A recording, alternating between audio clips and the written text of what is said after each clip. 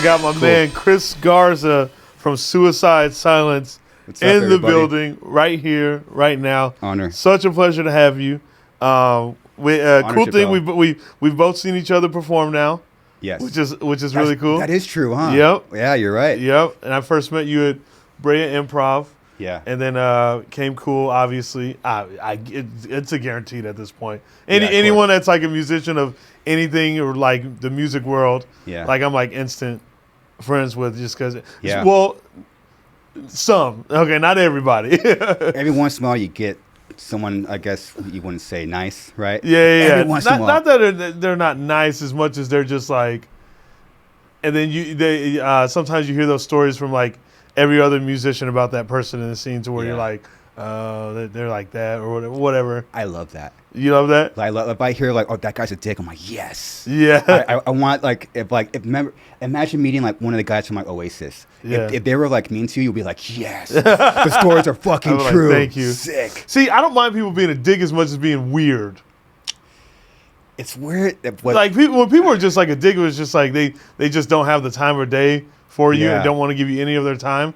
Yeah, I can appreciate that because that's authentic. It's fair. Yeah, it's fair. But someone being weird and just like a jackass, just to be a jackass, it's just kind of like you're like, ugh. You know what I mean? Those are the people that disgust me. Yeah. But no, dude, it's been cool. Like becoming friends with you and getting to know you. Like it's all, especially because I'm just such a, obviously, you know, as people know from Shapel's world, I'm just a geek for the music world. Yeah. And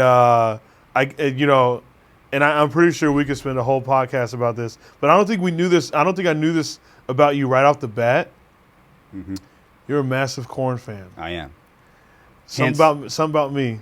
I am a massive Korn fan. Look at what I'm wearing, dude. I know. And I'm 36. Yeah. I'm wearing a track jacket with purple hair. Obviously, I'm not very good at making life choices, but that's been my favorite band since I was 12, 13. I was jamming Life is Peachy. Wait, you were born in 86? 85. Or 85? Yeah. Okay, 85. Yeah, I was born in 87. So yeah, did you say Life is? And I was gonna bring that up. Life is Peachy. I think I think my first introduction of Korn was Life is Peachy. Oh, so I was introduced to Life is Peachy at first. Yeah. And then went backwards, obviously, to the self-titled album. Then moved forward to Follow the Leader, and then cool Issues, and then so then it was just easy transition. But that band is a powerful band and like a band that I hold so close and near and dear to my fucking heart. Dude, they are. I love that band. And I mean, just thinking about it, like being a kid, listening to that band, like you. So wait, how old were you when you got into them? Yeah, 12. 12? 12, yeah, I say. 12, 13-ish. Mm-hmm. Yeah, so they were. Heard them like that. That's it. I mean, that's just. Yeah. And I heard Follow the Leader first, and then I went backwards. So for you to go backwards and forwards, that's fucking even cooler, I think. Yeah. You know, like because when I got into them, I don't think they didn't have Follow the Leader yet. That wasn't dropped. Yeah. So by the time I had gotten to them, I think they just had the self-title and Life is Peachy, and then eventually, I want to say shortly after I did the Life is Peachy is when I discovered them is when they got. But man, obviously a massive influence to you, Korn. Yes. You know, massive. I mean, some of the most amazing guitar work and very interesting guitar work from a band. Like I love, what they've been able to do with just sounds and also like bringing it to this heavy at the same time. You know what I mean? Like I feel like they, one of the earlier bands to really experience with like, metal bands to experience with like weird, crazy sounds like the way they do. When I think of like the song "Good God," that like I thought that was like the coolest thing. Yeah, it's just sick riff. Sick riff. Yeah. And you guys got to tour with them. Yeah, I did multiple tours with those guys, and it was a trip, man. It's like they taught me what a sober blackout is. Where like there was a moment where we were on tour with them and we had a show in Vegas, and that was a show that my parents came out to. Okay. And then it was at the House of Blues, which is in the Mandalay Bay, correct? And we're in the lobby, and then Monkey's my favorite guitar player. It's pretty like he's like my dude, and then he's a pretty like to himself guy. Not like they're a great guy, humble, but they're just like you don't see him very often. And then this moment where I'm hanging out in the lobby, talking to a fan I just ran into, and then my mom and dad walk up, and at the same moment, Monkey walks up, and I couldn't fucking believe it, and my brain went black. I had no idea what the hell I said or did. I was like, "Hey, Monkey, my parents said they love you. Monkey is my." I didn't know what happened. I was sober and blacked out. Yeah. I didn't fucking know what happened, dude. And those guys they're professional. They let you, which I've learned, they let you be a fan. Like they just let you kind of weird out and be a fan. I'm like, oh, dude, yeah. They just kind of let you like, okay, like just let. See, let you have your fanboy that's moment. good to hear. It's cool, man. Because I haven't met anyone from Korn at all. But my first time seeing Korn, actually, my first chance getting to see Korn wasn't until later years, till 2018. 2018 Really? was the first time I ever got to see Korn. Yep. Wow. I know. And if there's concerts that I go back and watch, Korn's like a lot of them. One of my favorite concerts of theirs is I want to say it's big. They played Big Day Out in Australia. I want to say that was 90. You got it. Late Fuck. 90s. It was late 90s. Yeah, I want to say got it. 98. Boom. Was it? I'm pretty sure it's in 98. You know that concert? Yes. Oh, look at you. Yeah, of course. Yeah. I'm on YouTube for hours, man. But, yeah, because it had to be 90. Will you type that in, Casey? Because otherwise it's going to bug me. Yeah. Go to YouTube. Oh, that's sick, dude. Yeah, so YouTube, Korn, Big Day Out. I want to say it was 98 because they didn't have any. Was it 99? Oh, was it 99? Oh, okay. Because it's summertime. Yeah, yeah. So Because the record dropped. Issues dropped in 99. Yes. Yes. But anyways, this concert of Korn is like one of the fucking. It's a sick one, dude. It's a sick one. I've seen this many times. Oh yeah, I watch it so fucking much, all the time. Like the crowd just goes crazy. They start off with "It's On," and it's just and what's so cool, like, so I've seen Korn twice since 2018. Yeah. And that band still, they go hard in the fucking paint on stage still. Top notch still. Top fucking notch. I think they're the heaviest live band of all time. Oh my God. If you see them now, dude, they're like, wow, we're still that heavy, dude? Dude, still that heavy. I did not realize it. I was just, because I didn't know what to expect, because I'm like, all I know of Korn, like, you know, especially seeing them live was like, you know, these videos I watched from like back in the day. So like, you know, that's all I really knew. Yeah. But to like see to see that experience up close, you know, was like, it was fucking insane. And yeah, the both times I've seen them twice. The both times I've seen them, it's just been fucking gnarly. Incredible, like, dude. They're just a heavy fucking band. They're a heavy band. So to take it back to you, to your story, then, like, okay, so, you know, was that like your intro? Like, what made you say yes to the guitar? It was them. So the band is from Corona/Riverside, and we're actually still there. Yeah. And I would see my dad's band practice in the garage, and I was in diapers. So it got me into like music. But then when I heard the band Korn, like when I heard that song "Got the Life," which is the last song I played before I walk in here, I'm pumped, dude. Yeah, I know. and then when I heard that song, it was literally over. Mm-hmm. And that song, and then they ended up playing locally like a few months after, which ingrained in me also the importance of touring right after your record comes out. Like, because I remember like the song came out, then they were in town. Then my dad took me to see him. That was it. I saw him. I remember it was probably like 20,000 fucking people there. It was the first show was 98.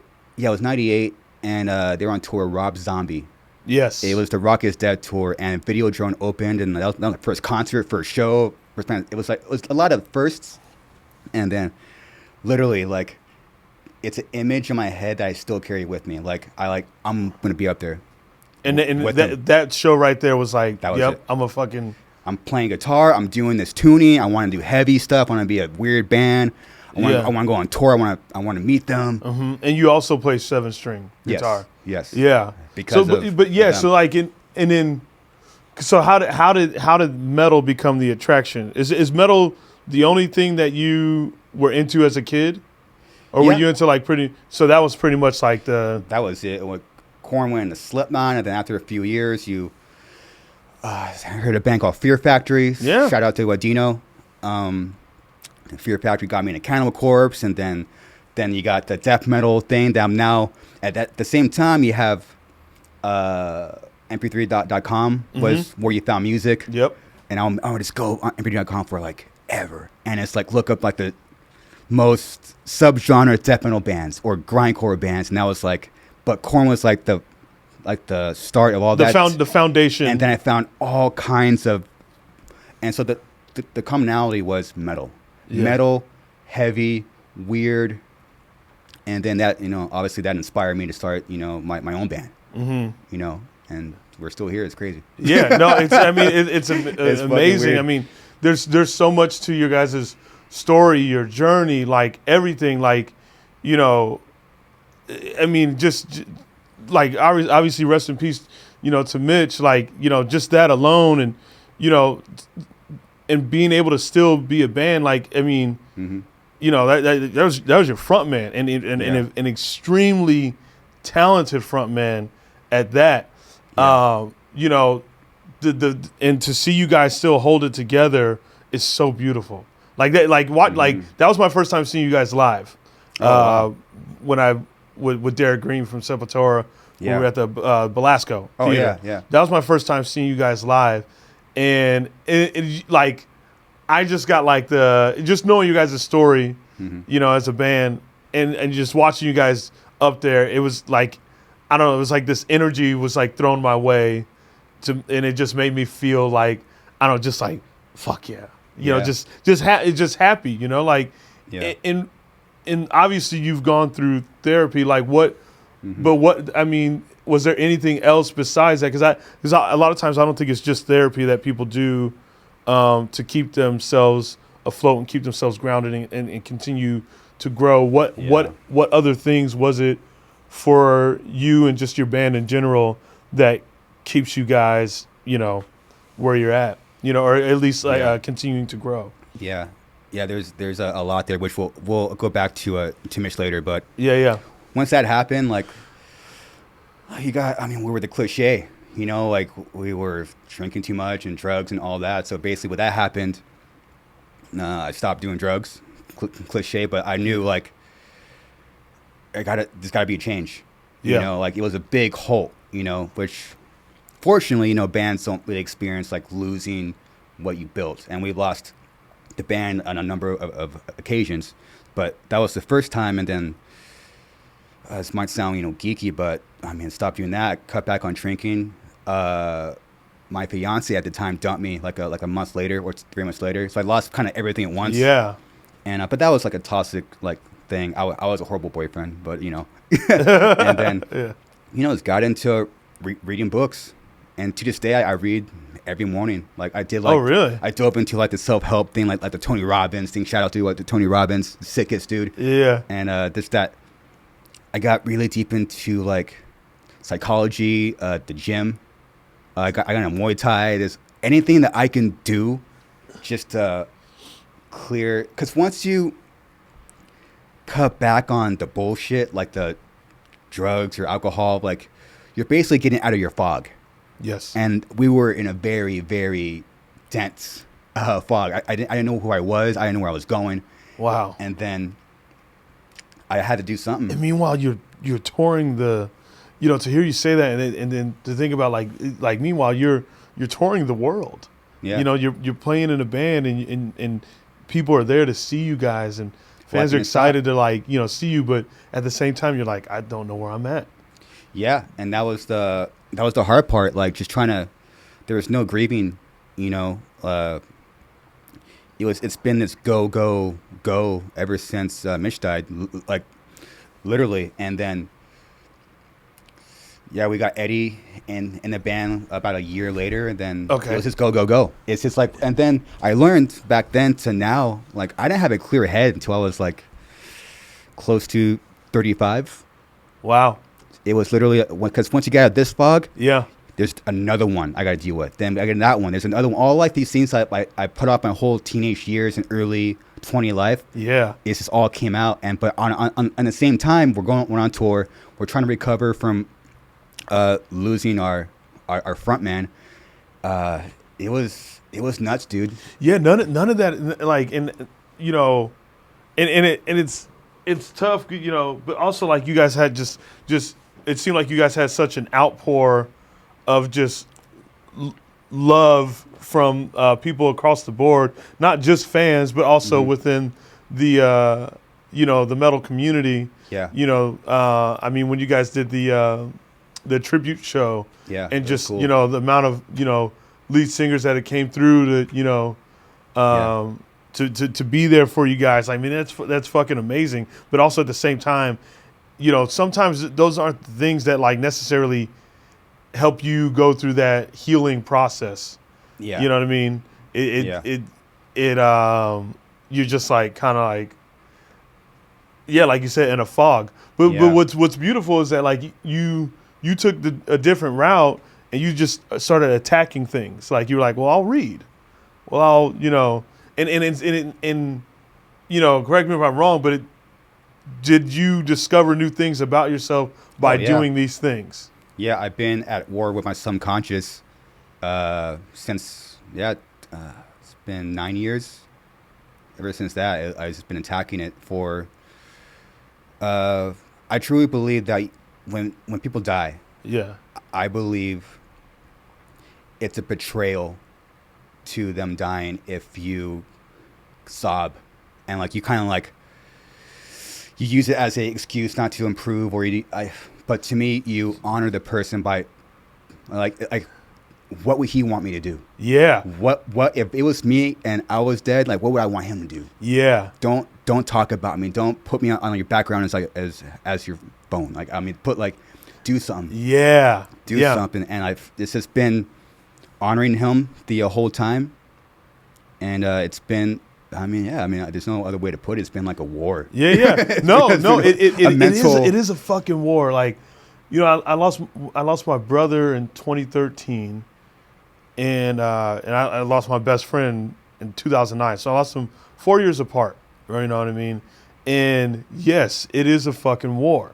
Mm-hmm. It's a fucking war that you go through, and you just like, you feel nothing but this deep pain, and it's a different type of pain. It's a pain where it's just like, I was with this person like on the regular, and all of a sudden they're not here, and now I got to learn how to live life without that very significant person. It's weird. It's totally fucking weird. It's totally fucking weird. So like hearing you say these things, that's initially what I thought with, my brother. I was like, and my best friend, I'd be slapping them in the face if I didn't do the things that I wanted to do. Because I thought about this. I'm like, there was things they wanted to do, but they didn't get to, obviously, they didn't get to accomplish those things that they wanted to do. Yeah. But I'm still here. So it's like, and it's weird how you have to think of it that way. Yeah. And it's not a fucking easy process, obviously, because you have to like do so much. I don't know. What would you say, like soul searching? Yeah. In a sense, like of just trying to like, you have to do this, and then all of a sudden you're digging back to things that. Unresolved issues when you're a baby, dude. Yeah. Like, all of a sudden you're attacking this life that you just put off and just never, not even necessarily put off as much as just fucking, just like, just let it be a bleh in your brain. And meanwhile, that was the thing that these were things that you like needed to deal with. You know? Yeah, there's still things. Obviously, it's never ending. It's crazy, dude. Yeah. It's crazy. And then when you're in a band, you're fucking married to 5 guys. Yeah. You know? And I just wanted, you know, there's always stuff like that you can't explain to a mass amount of people. You can have conversations. Like I have conversations with people on the road, like fans that will come up to me and they'll ask me questions about Mitch or like, why'd you do this? And I'll tell them, oh shit, like why don't you tell people that? I'm like, well, you can't, because you can't just like go into deep, which is now we have podcasting. It's really cool, but you just back then there really wasn't a way to explain. An outlet to explain like to the masses in a way. Even if you put out like a letter or something, you know, like it's still like the letter doesn't hit the same as like you saying it. Yeah. You know what I mean? That's a lot to explain to people. And meanwhile, because like at the same time, there's these fans that are married to your music. Yeah. And that are like I live and die by Suicide Silence. Yeah. You know what I mean? And so like they have questions. So that obviously was like another layer of how like having to deal with that. Yeah, so many layers, dude. Like the fans like that, like you see like the tattoos and stuff, that kind of keeps you going. But you're so like conflicted because you have literally people can grieve when they lose someone, but literally I drove home from the hospital in Irvine to Corona, and then the moment I pull up, someone got wind of it and it went over news like that. Yeah. There was no time to grieve. And then now I got home probably at like 6 or 7 a.m. and then the whole world knows about it. Literally. Yeah, that's got to be the whole world knows about it. And then there is this, you have like these two sides. You have like these people that support you and like, dude, you got to keep going. But then there is this whole other wave that's way louder. And you have literally almost the entire music industry that wants you to fail and say that it's over and that you're done. And it was this crazy thing. We had no choice but to completely focus. You know, there's so much like outside shit. Yeah. And it took years. Well, that's what I'm saying. That's what like was cool about seeing you guys within just last month or whatever. Yeah. It was so cool to like, it was just like bam. Yeah. Because I've always watched like you guys' live footage. Oh, cool. You know what I mean? To be quite honest, I watch Alex's drum cam videos. Oh, they're great. Online. I love watching him drum. Yeah. You know what I mean? So I'd watch those all the time. I think there's a couple like Warped Tour ones that he has of him drumming and stuff like that. Yeah. But so I've obviously always known about you guys, and then obviously known you guys' story. So then to see it live, to see you guys live and where you're at now, like that, like, how could you not appreciate that? How could you like to see? I think there's this thing where people really love a triumph story, because on paper, if you read about, like on paper, you guys are supposed to like, it's almost like, oh man, we shouldn't be here. Yeah, you know what I mean? When you talk about like, the heavy drinking, the heavy drugs and stuff like that, but then but like to triumph over all that and make this massive change while continuing to push out and make great music, man, like fucking that is not that is tough as fucking nails. Pure fucking hell. Yeah, exactly. It is mental. Literally, I mean, we are lucky. Again, we are. So everything I say after this is like, just know that like we are lucky, and we feel lucky to be here, and we're still going. We're still here. Like we know how lucky we are, and it could have really fell apart at any point, but to get there was just, or here, and we're still going. It was hell, dude. I literally sacrificed anything I could, but my physical life to keep Suicide Silence and the legacy of Mitch, my best friend and brother, frontman, face of the band, half of the soul of the band. It was to keep that going. I sacrificed everything, money. I went broke multiple times just to try to keep the band going. Wow. It was just everything I could. And that's the thing that people don't hear about. No, dude. You know what I mean? Because I guess you can only explain and say so much. Yeah, it's tough. You know what I mean? Tough, yeah. Yeah, you can only explain and say so much, and then you like you said, like for me, like like I didn't have any of caliber or anything. Yeah, I was doing stand up, but I wasn't like I wasn't full time stand up or anything like that. So like the thing about like my brother passing or my best friend passing, it was just in my like small little bubble. But like for you guys, that was like the world knows. Yeah. Mm-hmm. So I mean, I first and foremost, want to commend you guys for being able to do what you do and continue to do that. And then I think I've heard you explain this in another another interview where you talked about the podcast has really helped you a lot too.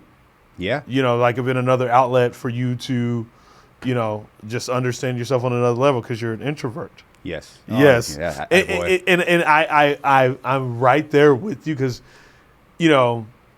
I've just gotten better at it. Mm-hmm. You know what I mean? But other than that, like I'm pretty fucking to myself. And obviously if I'm with my friends, it's different. Yeah, it is. It's completely fucking different. It is. Yeah. But like weird. A lot of times, because, after shows, fans want to say hi, they want to talk to you, mm-hmm. and I that's probably one of the big things that I struggle with. But I know even giving that little bit much of a time to a person makes them, makes their day. Yeah, you know what I mean. So, or their evening or whatever it makes for them. So, yeah, how do you balance being the introvert? Oh, and man, it's funny. I just during this past tour, I read Dave Grohl's book. Oh, the Storytellers? Yeah, it's great. I got it. I haven't started it yet. Yeah, it's sick, dude. This has been something that you keep hearing about, but when you hear Dave Grohl say it, well, at least in the book, because I was reading it, and then fake it till you make it. And you know what, dude? I don't got a better way to say that.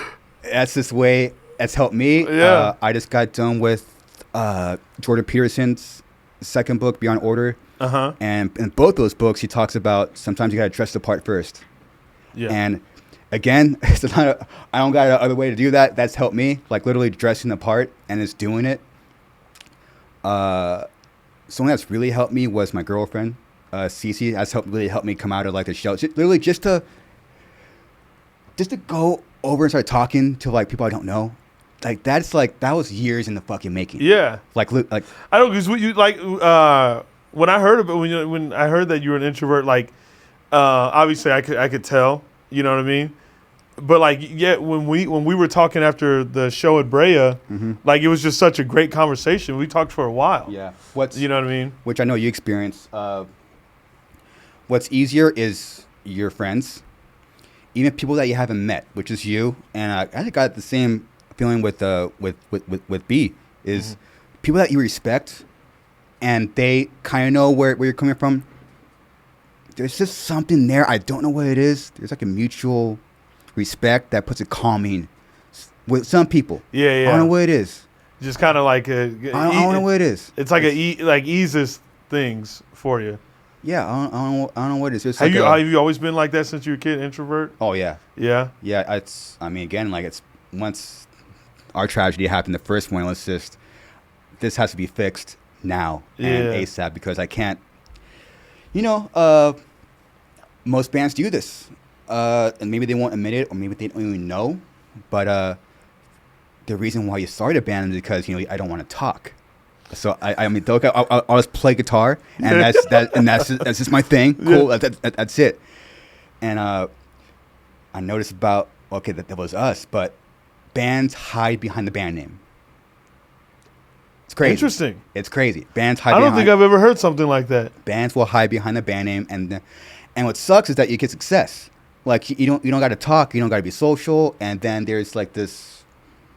You get a success because you have the singer is the front man or front woman, and they get pretty much like the attention, which is great. I was like, Mitch got it all.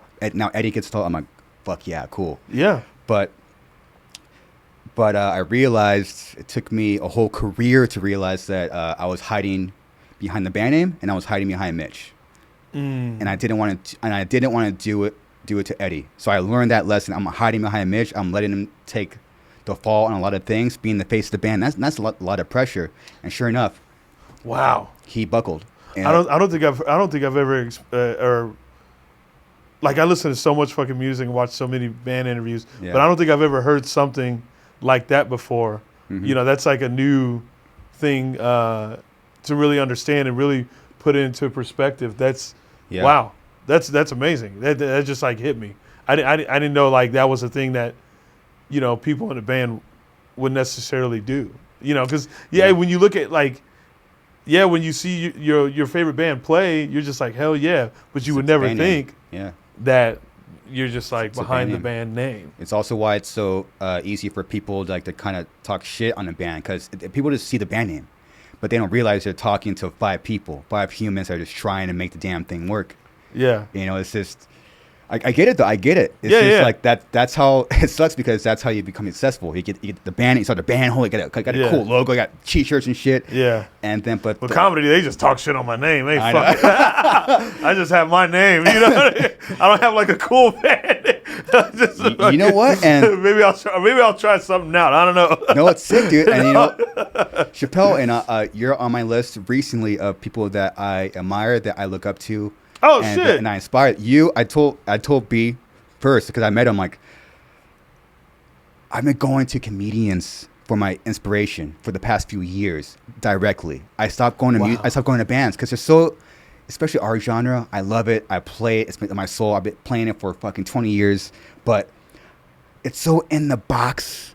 I just been going to comedians. That's fucking amazing. Because you know what? And I've said this a billion times on my show. You can listen. You guys, listen. A lot of shit I repeat. Not everybody knows the shit. Yeah. But literally, the thing I geek out over most is musicians more than I geek out over comedians. Wow. Like, comedian, like, because, I mean, music is like the world where I'm just so fascinated by. Yeah. And then, like, I don't even necessarily, like, I mean, yeah, I hang out with B. Like, B and I we're together all the time because we tour together and stuff like that.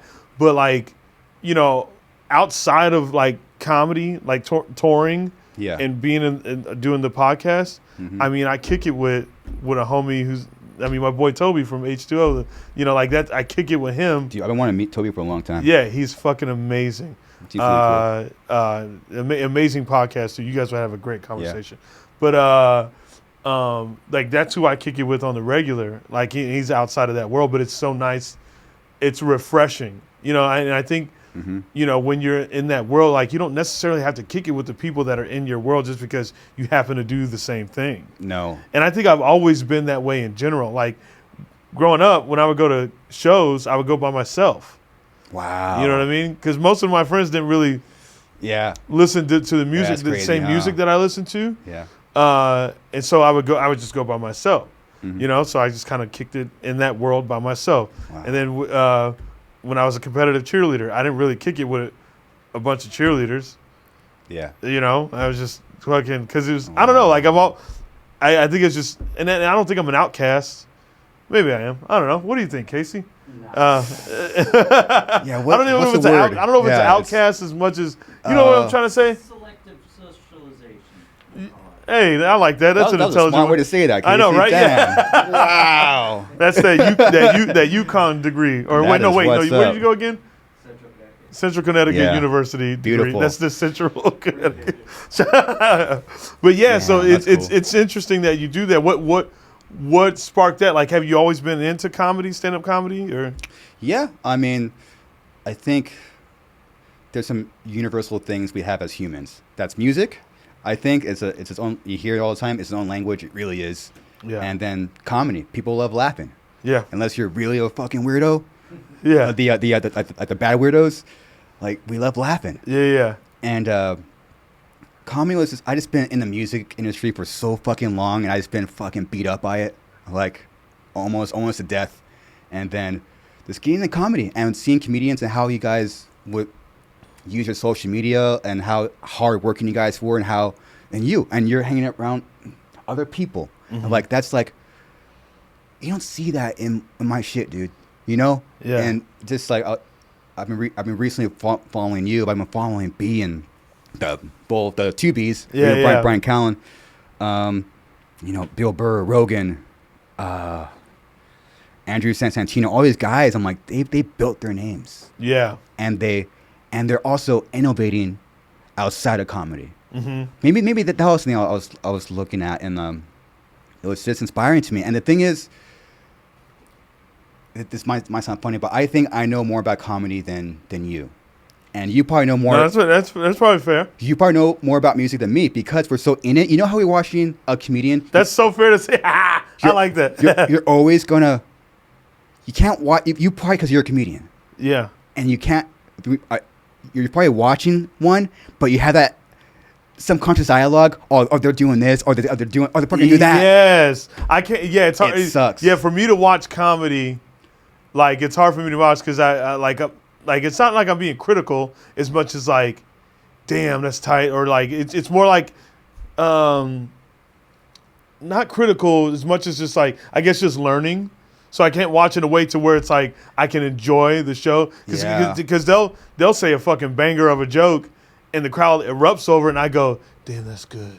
You know what I mean? Like that's like a reaction that I have. Whereas like so I totally get what you're saying. Yeah. Unless it's like a comic where I've just like I need to see that comic special. I've always liked that comic. Yeah. And I've just loved that comedy or whatever. Blah blah blah.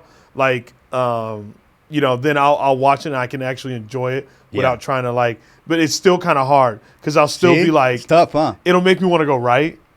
You know what I mean? It'll make me, of course. Like I'm like in the middle of it and I go, pause. And then I think of something for myself.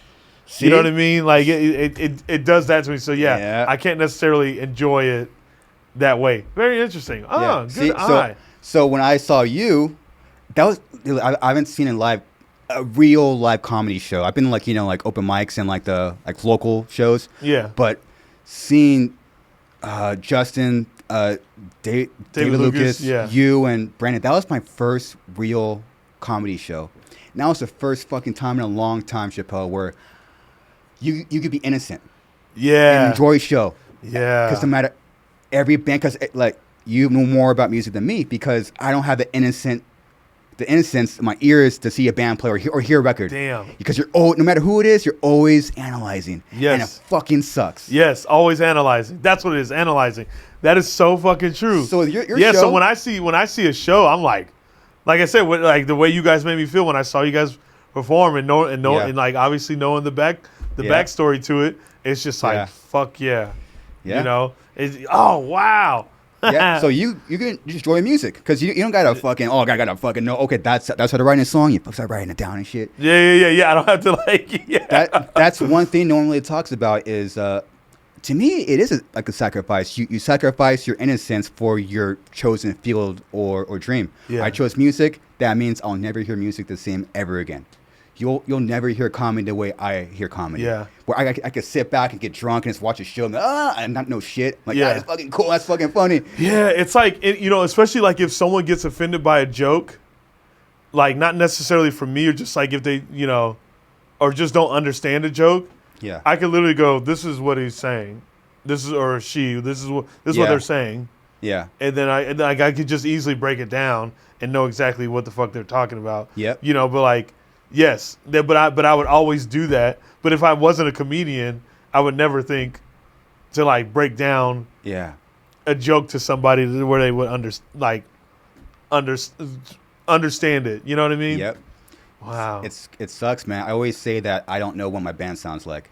I don't, because someone else they hear it fresh ears. Yeah. I have no idea what that sounds like. Oh, that's almost. I guess. It's crazy. To go off that's kind of a beauty because it just, lets you create and just put out there and then you just let it for worse. For better or for worse. But yeah, I guess I think about that with myself as a comedian. I kind of just like, when I think about me as a comedian, I don't have any really hot takes on anything because I don't care about a lot of things. Yeah. You know, or anything like in the world of like, you know, pop culture or anything of that nature. Like I don't have any hot takes on. Yeah. You know, like I couldn't write a joke about some celebrity situation because I don't really care. Yeah. For it. Yeah. You know, so I kind of just write based off of what I know, and a lot of my shit is just self-reflection. Yeah. That's pretty much like all my comedy, and then I kind of just let it do what it does. Yeah. You know, and just put it out there. And then and then it's out there forever. Yeah. Forever. I thought you know, I was watching one of your interviews, and I thought that was there was an interesting that you said when you were talking about like in the sense of being relevant and staying relevant. How do you just keep going? And you said something along the lines of the way you stay relevant, quote unquote, or whatever, you know what I'm fucking trying to say, is continue to look within. Yeah. That's a beauty. Most people don't say shit like that. Yeah, because ideas are infinite. Yeah. They're just, which I'm fascinated by, writing a simple riff and fucking 1-2 frets. For an outsider, that might seem easy, but to write that and for it to be different and original every time you're just there, it's the hardest thing to do is write a simple riff. And just doing like a simple 1, 2, 3, or like whatever pattern or fret marks you're at, those simple patterns, they're infinite. Mm-hmm. Out of nowhere, one will hit you and it sticks. And literally, it's just infinite. And then sometimes, you know, I'm the same way now I was when I was a kid. Literally, I went in my career, I just went full circle. Yeah. You know, I've done this, and then I experimented here. This record sold a lot. This record sold fucking nothing. We lost all our money. And then we fucking wrote another record. It's okay. And then, but I'm just doing the same shit. You know, I just went back to where I started. It's crazy. In this whole journey of our... Yeah, because what, you got 7 albums? We're currently writing our 7th record. 7th, okay. Oh, so 6 right now. Yeah, currently writing the 7th record. Man, you don't necessarily think about that, and you know when you just like a band, you're just like, we can't wait for it, and meanwhile you're like in the studio like working your ass off to figure that world out, you know. Yeah, I'm always like fascinated with like comedians and fighters too. I'm the same way, like UFC fighters and bands too. I'm like, when let's say any drama comes out, I'm always like, I don't care about the drama. I care about the person. No matter who it is, I'm like, what are they going through in their lives? They're just a fucking person, man. They in their late 20s. I was in my late 20s once. And that was hell. That was a very confusing age of like trying to find yourself. And anyone that's, you know, at least 27 or up, you know, that's a weird age, dude. Yeah. So when something happens, I'm always like, you know, what are they going through? And I hope they get through it, because I was there. Yeah. And it was hard to get through those times. Yeah. You know, now I'm 36 and took a long time to get through all that stuff, because people don't really know what's going on. I'm always like, what's going on behind the scenes? Are they going through a breakup? Did a mom or dad die or something? It's always something that I'll question. Yeah. With us, there's a lot of shit that happened behind the scenes, and then people will just say, oh, that record sucks, and then just toss you. I'm pretty sure that might be, correct me if I'm wrong, with comedians, like, maybe you're only as good as your last joke, maybe, or like... I mean, yeah, because if it's comedy's not the same way in music as where it's like, you, once you put out a special, you record this material, that's it. That material just stays on the record. Yeah. And then you have to write completely new all the time, like, and it's like, you know, where it's like you could go out there and play a song from your first record. Yeah, I can't go out there and do a joke. And a lot of times I guess we're like, I can't do. I'm tired, man. Yeah, I can't. I can't tell a joke where I'm like, and plus, like, as you evolve and you're like, what should happen, your comedy should like evolve as well. Yeah. And what you're talking about, and it's like what I said back there, I probably wouldn't say again but that just fit the time for where I was. Yeah.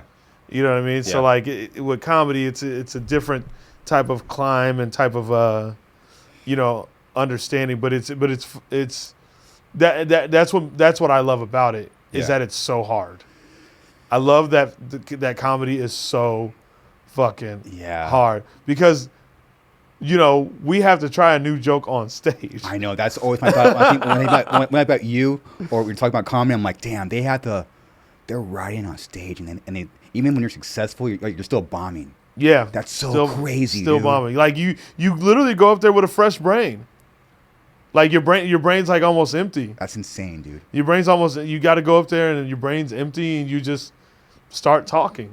But over the years, you'll realize as a comedian that you've gained this like strength to where you're able to do so because you put these like hours in. Yeah. But yeah, I think that's very interesting. That you say that.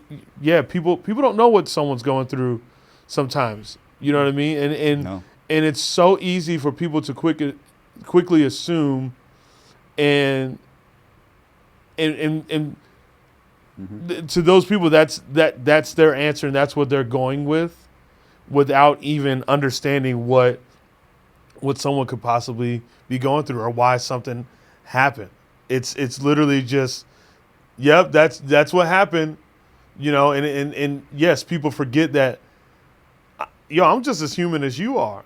Yeah. The person that's at home watching this go down, I'm just as human as you are. Yeah. You know what I mean? Like it like I'm no different than you. I mean, what the thing that makes me different is, I got people watching me in a sense or whatever, but like when it comes down to it, like I still rent. You know what I mean? Like I don't have a fucking like I'm still renting an apartment. I got a roommate. Yeah. I like a cat. I get my own fucking groceries. There's someone. It was so funny. There was one time, I was at a Costco and this dude recognized me. He was like, "What are you doing here?" And he was like, "You looking for a Casper mattress or something?" And I just started laughing. One, that's really funny, but two, at the same time, it's like, what I can't get some fucking groceries. You know what I mean? But to people that's like weird, like, because I guess so. Congratulations, Shapel. I'm proud of you, man. I told you I'm proud of you, right? Yeah, exactly. I got whatever. But that's just like, but it's like, no, man. I'm human too, dog. Yeah, we're all fucking humans. I mean, we just happen to have a creative side to us that has gotten us a lot of eyes on us, and that's what that fucking is. Yeah, or people will have like a misconception. Not like, you ever seen Men in Black? The first one with Will Smith. And Tommy Jones? I vaguely remember it, but there's a really cool scene where Tommy Lee Jones is going to recruit Will Smith, and then Will Smith is questioning, why can't you tell people about the aliens, about the secret? They're smart, they can handle it. And then Tommy Lee Jones says the person is smart, but people are wild and panicking. And I was like, it's very true. So you can have a conversation with a person one-on-one anywhere, and like it's different. But when it's for some reason when you put it in the masses form, it's just tough. And I always think of this, like, no matter what you do, you could be the best person that you can be. You could be doing everything you can to be just the best fucking person. Yeah. And still that's not good enough for certain people. No, and you know what I mean? Yeah. Like when you think about it, like that's what I've noticed as I've grown in the comedy game, and just growing with my career. I've noticed that like you can be the best person that you can fucking be, and doing all the great things that you can, and just trying to be, and even trying to just have a fucking good heart as best as you fucking can. Still not good enough for people. I know, man. People are never satisfied, and it's like, and you know, I don't know those people, so I can't sit here and dissect. You know, I can't sit here and dissect what they're going through, but obviously it's something to where they would feel that way without even knowing, you know, who any of us really are. You know what I mean? And yeah. Like, I mean, of course you deal with this in the music world. Like, when people just see you and they know the band, they know the name, but they don't know Chris Garza. Yeah. They don't know Chris Garza. They don't know what Chris Garza has been through. Yeah. You know, they don't know what that Chris Garza is, you know, trying to do this or trying to do that or whatever. They don't know that part. Mm-hmm. You know what I mean? Yeah, people think maybe it goes for like a lot of like other professions, but people might think there's like some conspiracy how he got like successful. But people, oh my god, people like, dude, like I'm just a kid that plays guitar. I'm just a guitar player, dude. Like, that's it, man. Yeah. I'm a loser guitar kid in high school. I'm the same loser guitar kid now. Yeah. And I'm just playing guitar, dude. Yeah. That's literally all I'm doing. I've been playing for hours. I look up. Okay, but now we're playing shows. Okay, I look up again. Now we're in a fucking arena. Okay, now I'm just fucking playing guitar. Mm-hmm. That's literally all I'm doing. I'm practicing, trying to be the best I can. And things you don't, you know, think about when you're younger, but you didn't expect like this whole wave of, you know, temptations and negativity. But those are, unfortunately, that means you're successful, I guess. So the more popular you get, the more unpopular you get. And then your supporters fucking support you. Like the people I met on the road is like very inspiring and very, like, you know, you see the tattoos shit. Like, I learned this very, very recently where I'm like, shit, like, I'm putting so much focus on, like, the hate. I'm disrespecting the fans that are still here. Because yes, I was like, what? Like, I am disrespecting them by just saying all the stuff directed towards these people. But, man, these people have been with us pre-Mitch. They stuck with us when he passed away. We got a new singer. They still bought the record, and they still come out to the shows. And like, damn, there's this whole, because a lot of the positive comments don't tend to come. It's like the louder ones. Are like, yeah, well, you know what? The positive comments are the people that show up. Oh yeah, of course. That's how I like to think about it. Totally. The positive comments are the people that show up to your shows. Mm-hmm. They buy your records. Yeah, those are the they don't need to leave a comment. You know, they don't need to leave and obviously people will leave positive comments. Yeah. You know what I mean? But the people that are showing up to your shows like that, that crazy. Right there should be enough. And sometimes us as performers or anything, we are fucking, I think it's just the ego to where it's like, who's fucking talking shit to me? You know what I mean? It's like, and it's like, who fucking, you know, who necessarily cares? But the best comments are the people that show up to the fucking shows.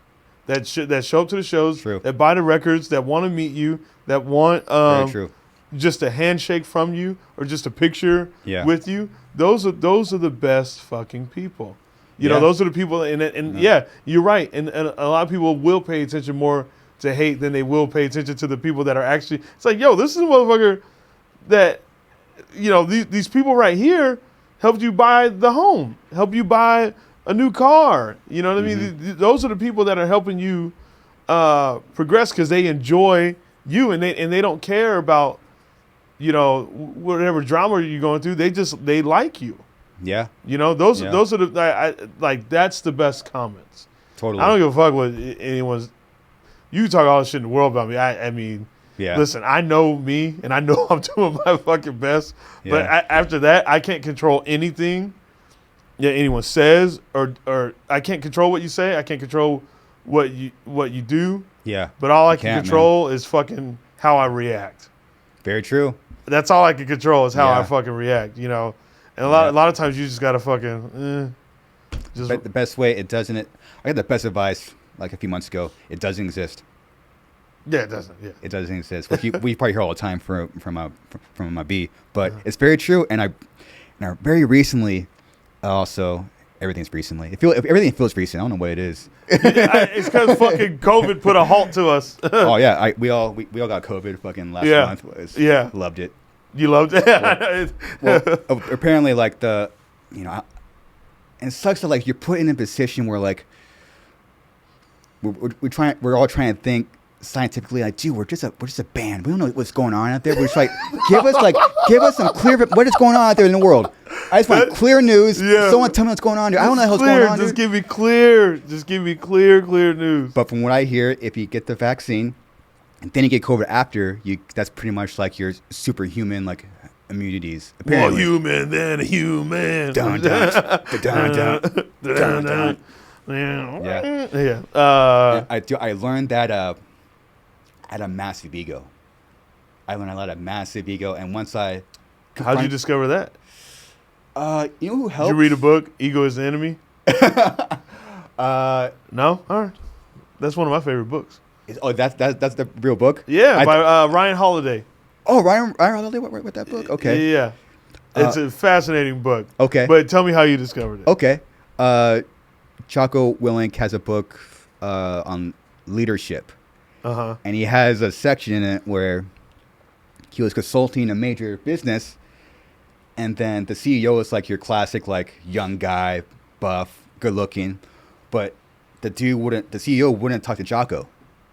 And then Jocko was like, I don't know what's going on. So he would go to the employees, talk to the employees about the CEO, and everyone talked so highly of the CEO. So he was confused, like what the fuck's going on? Like why is the CEO like not like me?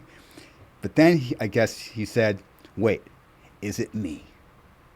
Is it my ego that's making his ego fire off?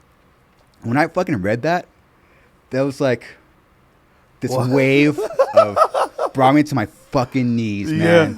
Talk about making you humble. I'm like, wait a minute. I have an ego. Yes. It's just different. A lot of things that we have, there's worse about ego or like sensitive or like introvert, but your version of it is just a different version. Yeah. So just because your version isn't like that person's version, that doesn't mean you don't have it. It means your version is different. And my ego, I was always like, I don't have an ego. I don't. But it turns out I had a massive ego. Yeah. And it's just a different way. It's just a different version. Yeah. And then once I figured out I had a massive ego, it brought my subconscious to my knees. I'm like, wow, okay.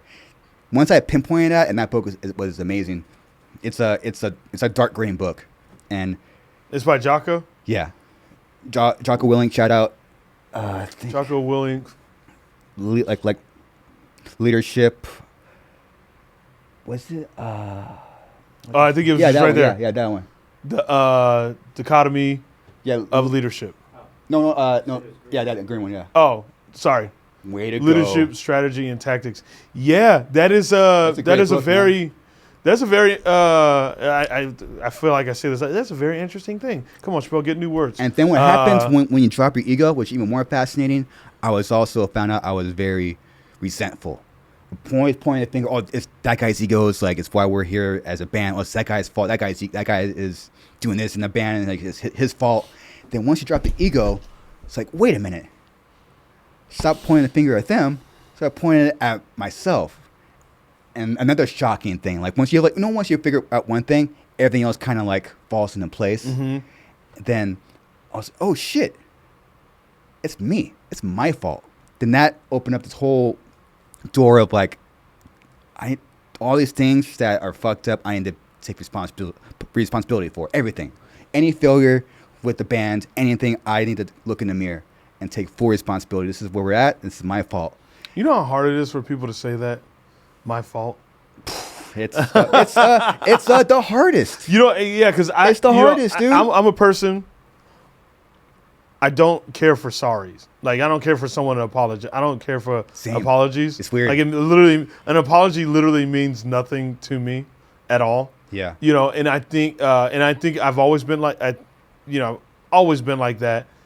But like, as I've matured, I think it means nothing to me because I've already worked out the situation myself to where I'm okay. So I was like, I don't need your sorry. Like, I'm fine. I never look for a sorry for anyone where it's like, I need an apology. Like, that's a fucking egotistical thing to me when people say that. Like, I need an apology. Eat a dick. Yeah. You know what I mean? Sorry, I say eat a dick a lot on here. Yeah. But it's just because it's like, you know what? I'd rather put it on me. I'd rather take my own power and use that to make myself better. I don't need your apology for me to have power. Yeah. That's why I don't really give a fuck about apologies or anything of that nature. It means literally nothing to me at all. Yeah. Like I'd rather fucking just, I got this. I'll fucking carry the weight. So yes, I like to put a lot of things on me, and it sounds like that's what you are trying to say. Like you like to do. You put it all on you. Yeah, and there was a point where I was going to leave the band. This is very like I'm going to say this is recently too. My gosh, I find a word I always say. I'm going to stop it today publicly. Okay. He says publicly today. Chris Garza stopped saying recently. Jeez, Louise, God, it's left his vocabulary. Yeah. And then luckily, I had a close friend. Just listen to me. And having friends that will listen to you when you talk are massive. Shout out to my friend Carlos Lopez.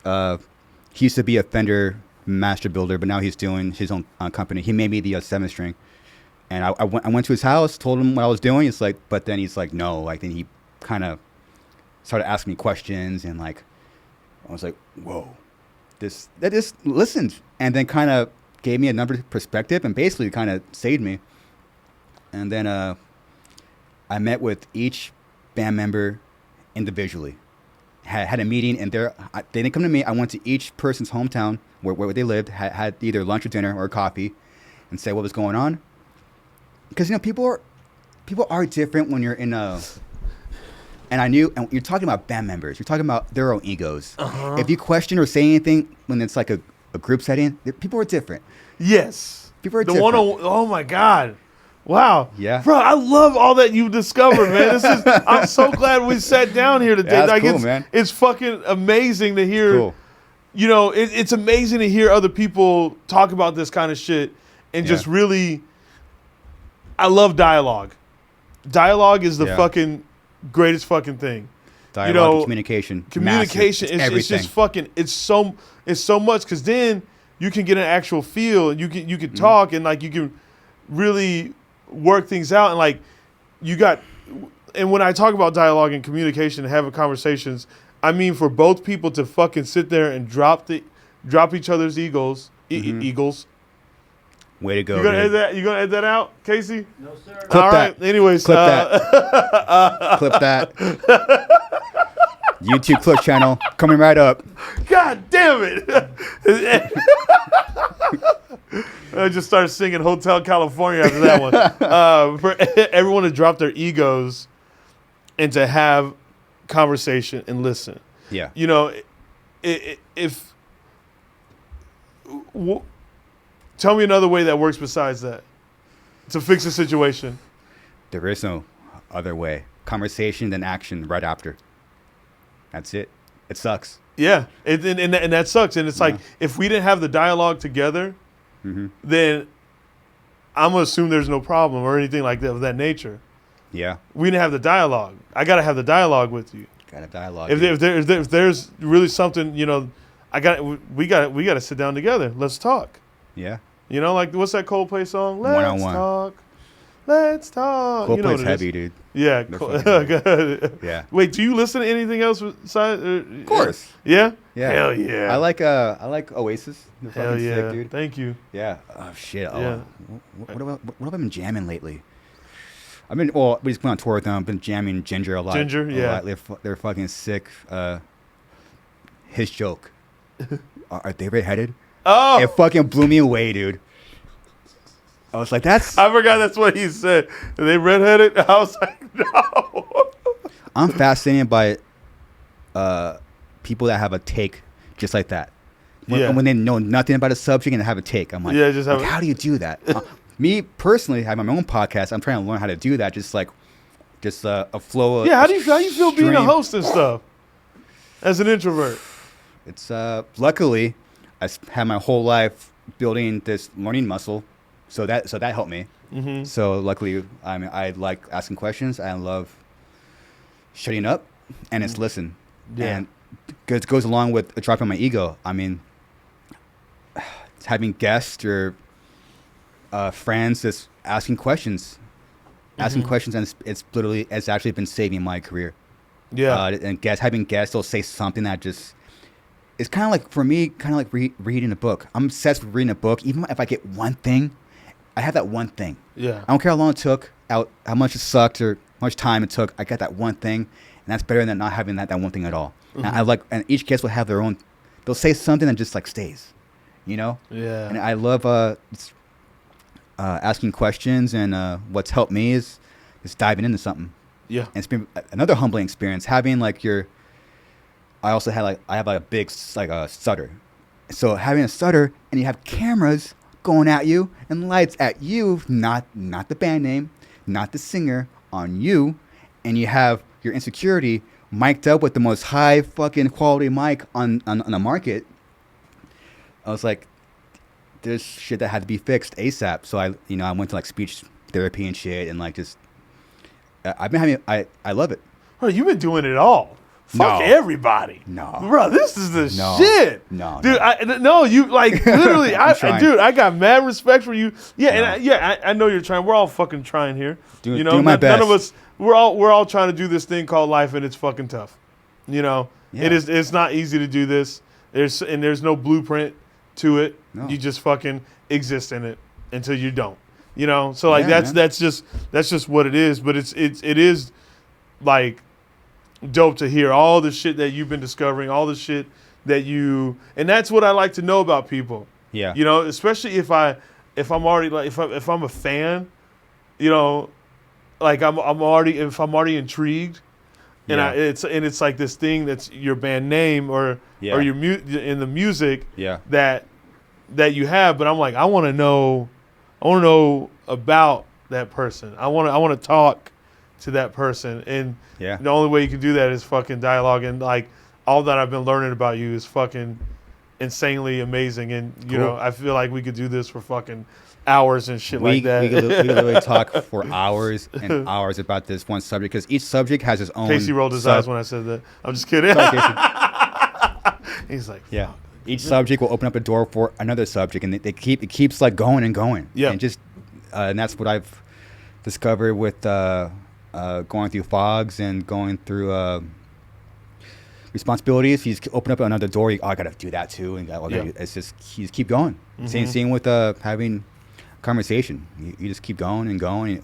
The subject will open up this subject, and it's been crazy. I recently started smoking weed. Yeah. So I'm pretty pumped. I smoke some weed. Yeah. Okay. Calms me down. Attaboy. But I only do it like I have to do it right before I go to sleep.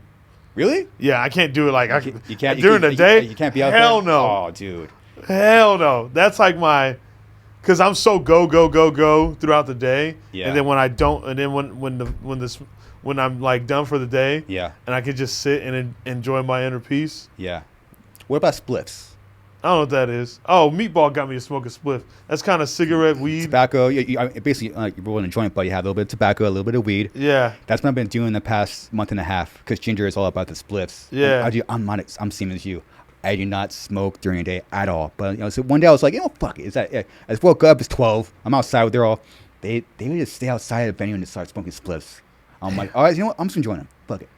And I was like, I love this, and I found myself smoking during the day. Yeah. But since it's a tobacco, you don't just get so like high. You're just kind of cruising and having conversations outside, and the day just flies by. Then at night I'll tend to really turn it up. Turn it up to really get the full on joint. Okay, so now we do this segment where I do rapid questions. Okay. All right, ready.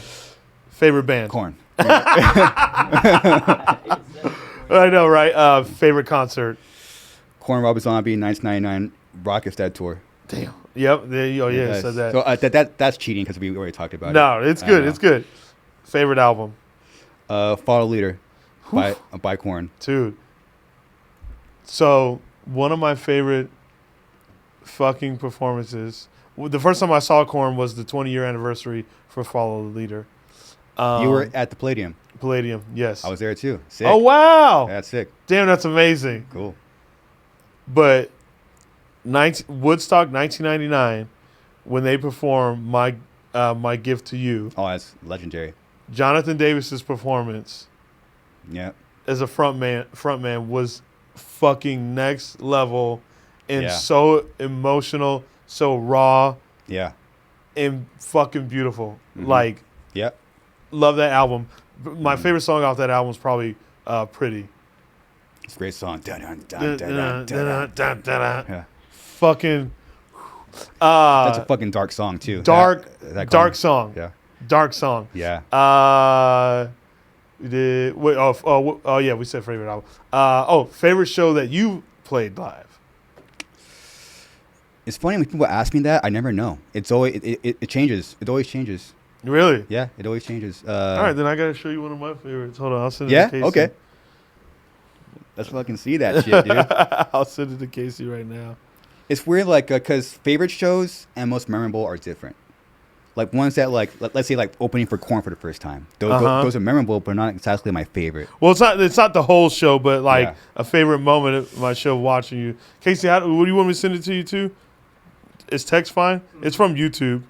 Yeah, that's fine. Casey. How you say your last name, Casey? Garrity. I knew that. Clarity. Garrity. Garrity. Who's the golfer? Not me. Oh, I Him. forgot. Casey? Hell yeah, dude. I was like, I don't know anything about that. This, you guys do an encore. Oh, wow. And fast forward a little bit, yeah. But Mitch was a fucking madman, dude. oh my God! He's so a this psychopath. specific. So fast forward a little bit. Okay, I was in London. right here. This, holy fuck, I forgot. dude! This is fucking amazing. The energy there. Ah, Most simple riff of all time. you gotta show me that. Yeah. Wow. So that's one of my favorites. That encore right there. That's watching you crazy, guys. man. What What a trip. All right. What were the other questions I had? Jeez. that's Okay. all fucked So up. favorite album that you've made. Favorite one of you guys. I have two that are tied. First record, The Cleansing, because that was done live. Oh, you guys recorded that live? Yeah, it's just in the same room together. Yeah. Like Did which to this day all the bands in our genre haven't done. Mm-hmm. We just wanted to capture a fucking feel. Yeah. And we did it live. That's and, amazing. And that was the funnest one. Also, like, you can only do something Rage once. Against the Machine did their first album like that too. Yeah. Yep. Yes, you're right. How you know? Yep. And yeah, I mean, that was our first record. It's innocent. There's like there's a not knowing. There's that, and then our fifth record, our self-titled we did with Ross Robinson, making that record, which was done on Venice Beach, literally on Venice he Beach. pulls it out of you, huh? Yeah, he's crazy, man. He is crazy. He's now my friend, which is even crazier. I know. I noticed that too. He's even a friend. Ross, man, there was this. I was first introduced to Ross Robinson. I had this VHS tape of Korn, Who Then Now, or something like that. Yeah, dope. Yeah. I had that VHS tape, Sick. and it was like I want to say it was It was when they were making Life Is Peachy, maybe. Yeah. And So sick. oh my God, like I just loved it, and I think he did Slipknot's Iowa album. I think he did. He did the first two. I saw Iowa. He did the. Oh yeah. Okay, he did Iowa. And so, and just hearing like artists explain how he really gets it out of you is fucking amazing. It's nuts, dude. Yeah. The moment he did his thing, it was like, oh, Yeah. that's the thing. Yes, you're in a room, and it was the first song, and then he just starts going in the eddy, started asking all his questions about his childhood and shit. It was like, so you get like these goosebumps. It's like the mood gets weird, and then Bro, I just got chills. you're just like, whoa, dude, like, and then like Eddie's crying, and then like Alex starts out to like the beat to a blast beat. I was like, and you get those chills, and you're playing. You're like, oh, that's what he's been fucking. It's crazy, dude. It was nuts. moments that I, oddly enough, that was when that record came out. We got bashed, and any money I had in the bank fucking disappeared. Really? Yeah, people. I guess you could say was our lowest purchased. You know what's so funny? You know what's so funny? You know what's so funny about that though? Because like as I've been meeting musicians and interviewing musicians, I've always heard that people always go back to those albums. Yeah, because that's how you learn. Yeah. You know? It's almost like people weren't ready for it yet, and then they mature, and then they go back and they appreciate that album. Yeah. I mean, I think actually, I'm not really like that. I just, what people put out is what I enjoy because I you know, whatever. But, you know, a lot of times, like, you know, you hear those common stories where, people fucking hated that record. But meanwhile, people will go back to it and they appreciate, you know, stuff on that record. Yeah. You know? Yeah, unfortunately, a career has to play out for, because then you explain it, but the career has to play out. Yeah, and then all of a sudden, when people hear you talk about it, they're like, "Oh, I need to go back and listen to that." Yeah. That makes sense. So a few more years, I think quite a few more years still have to pass for people to look back on the record. Oh, that record made this, which I said out loud, but of course, it gets kind of drowned out by the crazy backlash we got. But to me, you know, it's like if we make this record now, I wonder what our 10th record is going to sound like. Yeah. Or like where we're going to be at in 10 years. If we do this now, sacrifice what we have now, where we're going to be at, you know. Yeah. And it might be a little bit of ego. And that was the self-titled, you said? Yeah. That's self-titled with Ross. And, you know, it might be a little, might be my ego coming out, but a lot of bands talk a lot of game, but when it comes to showing up, it's only us. People talk about experimenting on the record, or like, we want to do this, want to do that. I'm like, okay, but you listen to the record that comes out, it's the same shit. Yeah. So we did it. Yeah. We okay. It's like, and one more question you asked. we actually did it. But also at the same time, that might make you discover something else, like on the next record that you could be able to create. Oh my god, it's worth it. Exactly, because you were like, you got to make that sacrifice, because then you'll be able to experience something, and then people are like, whoa. Yeah. Fuck everybody. Yeah. And plus, I guess we go back to age. We were late 20s in that record, Confusion Age. He really planted the seeds to really find ourselves. Maybe not on that record or the one after, but we're writing a record now. I'm like, I'm finally doing what I've been working for years, if not over a decade for. Yeah. And that's stuff we learned on that record. Things he said to me. When your producers gives you compliments, it's different from when someone else will say, "Oh, do you?" I mean, or say something cool about you. Like when Ross Robinson says you're a good guitar player, I don't care what anyone else says. That like, but you know what? Me, you know, being like an introvert, sometimes you do need some encouragement, and that time I did. Yeah, I was lost. Yeah, because as an introvert, you don't necessarily look for it. You don't look or really care for much like reassurance. No, but sometimes you kind of just, and then when you hear it, you're kind of like, that was very nice. That was very nice. And that shit sent us on a journey. And I still, things he said and taught us, I go back to those 2 months more than any other period in our career. Damn. So it's cool. Thank you, Ross. Love you, man. Shout out to Ross. Ross Robinson. Favorite song of yours to play live? It's the only song we play off that one record. It's called Hold Me Up, Hold Me Down. It's just chaos. Yeah. This is a really this is crazy song. All right. So we just we turn the brain off even more and just go off on a song, and it's cool to play that song because a lot of people don't like that record. But I also notice that not a lot of people listen to the record. Probably like a comedies, but like you'll say a joke and like you get like people get all crazy, but most people don't listen to the shit. It's like, did you hear before you or watch judge it? Don't go read some vlog about it. That's how I feel about Yelp. Eat a dick.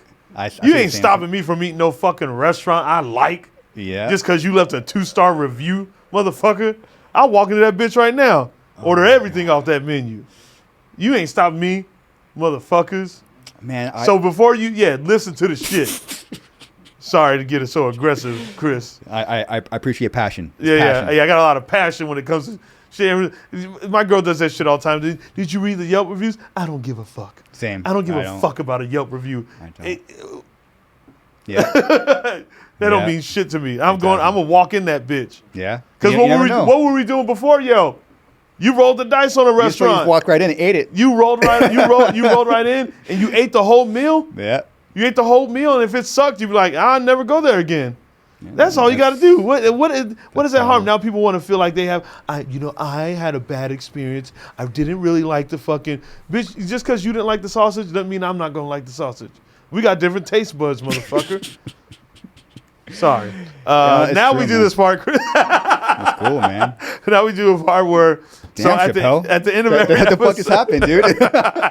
hey, passion, love, and anger. Yeah, exactly. Mixed together.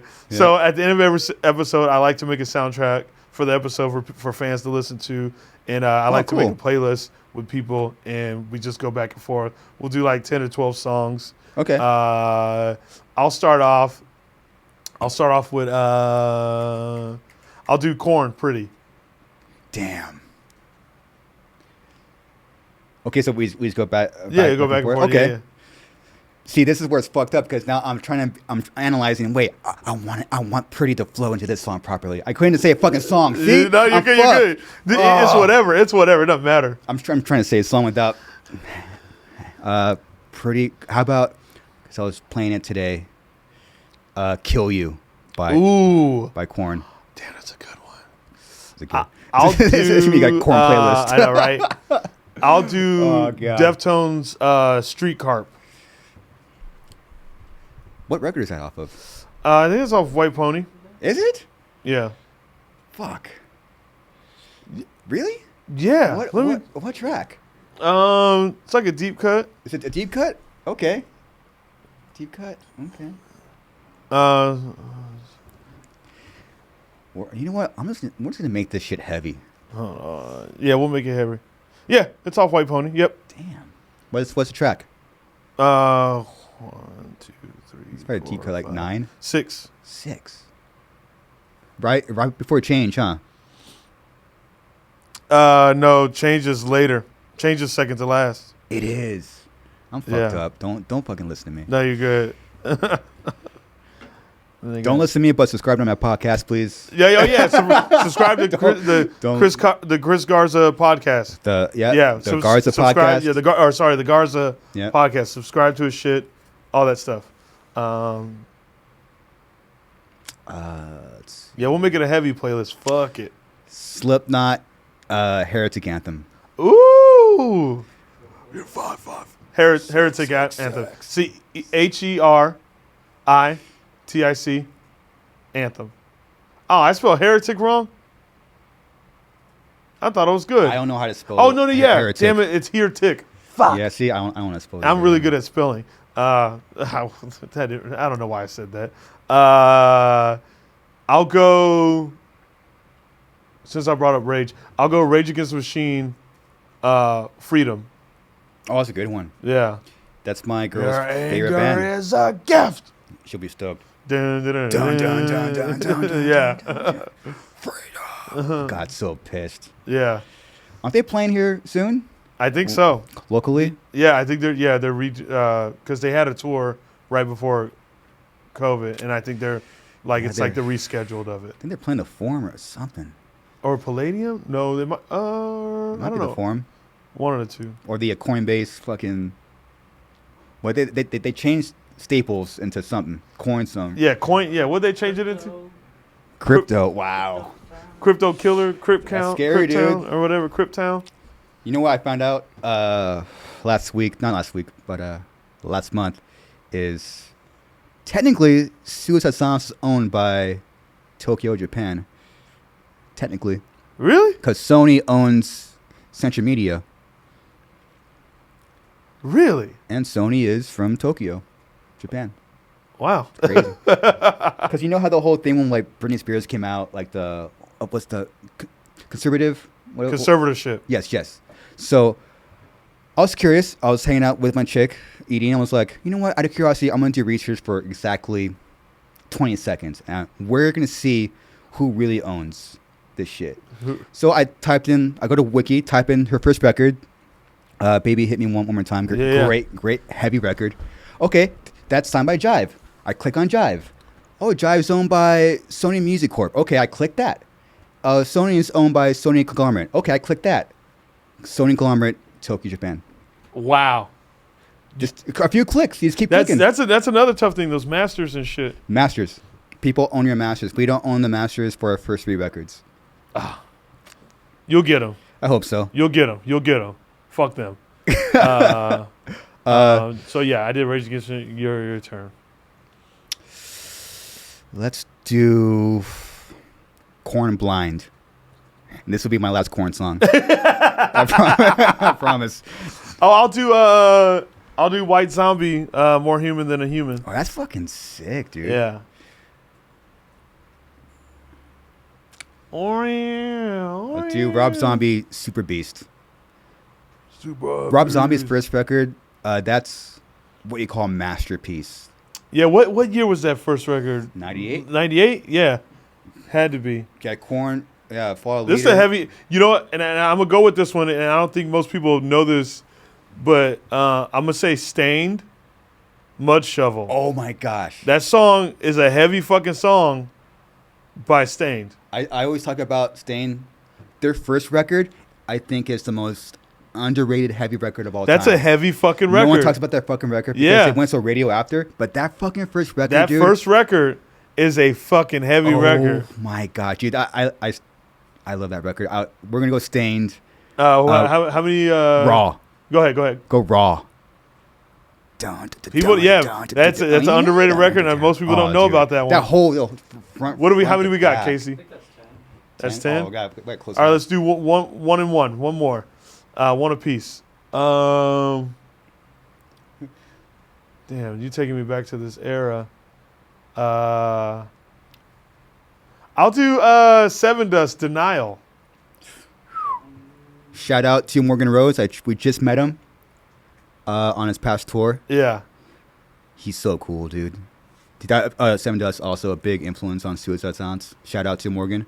Oh, hell yeah. I love that song. Yeah, that record, Home. Home. Yeah. Oh, my God. That was late 90s as well, too. Yeah. This is a very late 90s playlist. Oh, that's me. At heart, I am a 90s new metal kid. Except for the White Zombie. That was... It's still 90s, though, right? Yeah, still 90s, but I think that was like early. That might have been... What was that White Zombie? That's who I am, man. I'm a 90s new metal kid. Yeah. I'll find it later. One more. Yeah, and you'll top it off. We're going to close this one with Seven Dust, Angel Sun. Hell yeah. Close it off with a ballad. There we go. And that's our fucking playlist, and that was our episode. Man, Chris, this was fucking amazing. Dude, this was so good. I learned so much about you, and I'm glad I took the time to reach out to you and invite you on, man. Like you and your band have such a wonderful journey, and to see you guys continue on and all the new things that you're doing, with your podcast, and you did some solo work. Yep, some solo work you got going on. It's fucking amazing, man. Keep fucking killing it, dude. I'll do my best. No guarantees. All right, thank you guys. Thank you, everyone. Later.